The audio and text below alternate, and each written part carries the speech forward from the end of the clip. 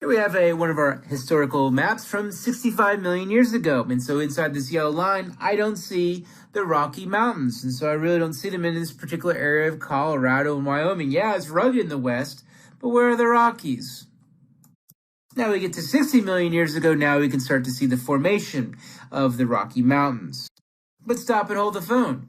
How can a mountain range form when it's quite far away from a plate boundary? Look over here, the yellow dashed line is essentially where we have the Pacific plate colliding with the North American plate. So how can mountains form far away from a plate boundary?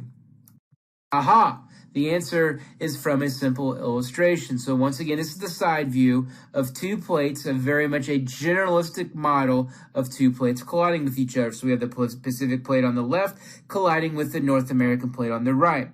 Also, what we got going on is in the Rocky Mountains, we'll just call it the underlying bedrock. There's a lot of it.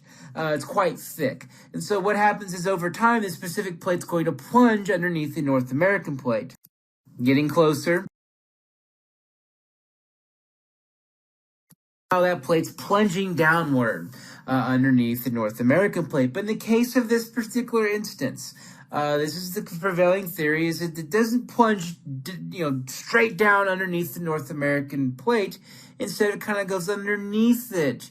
And as it goes underneath it, instead of plunging completely down, we see this black line in which now the plate's kind of going underneath the North American plate, scooting along it, getting closer to the thicker, more denser part that we already find there in the present-day rock, and eventually forcing up that underground, that huge amount of rock, and it's being forced up. And so that's how the Rocky Mountains form. And so here we have a relatively young mountain chain that's not so much right along a plate boundary, which is kind of different.